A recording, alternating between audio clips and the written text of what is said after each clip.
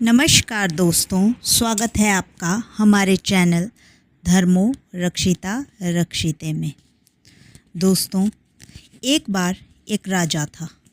उसका मंत्री भगवान का भक्त था। उसका कोई भी बात होती तो वो यही कहता कि भगवान की बड़ी कृपा हो गई। एक दिन राजा के बेटे की मृत्यु हो गई। मृत्यु का समाचार सुनते ही मंत्री बोल उठा, भगवान की बड़ी कृपा हो गई। ये बात राजा को तो बहुत बुरी लगी, परंतु वो चुप रहा। कुछ दिनों बाद राजा की पत्नी की भी मृत्यु हो गई। मंत्री ने कहा, भगवान की बड़ी कृपा हो गई।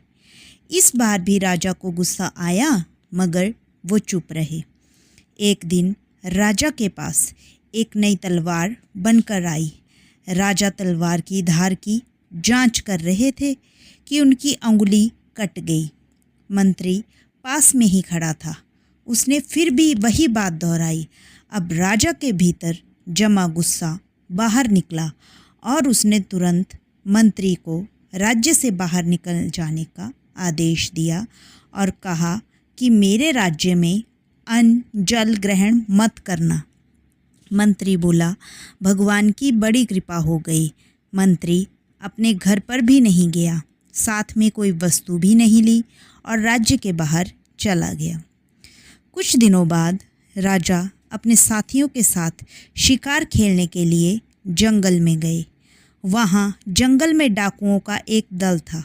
उस दिन काली देवी को एक मनुष्य की बलि देनी थी। संयोग से डाकू ने राजा को देखा और उन्हें पकड़ कर ले गए। बलि देने से पहले डाकुओं के पुरोहित ने राजा से पूछा, तुम्हारा बेटा जीवित है? राजा बोला, नहीं, वो मर गया है।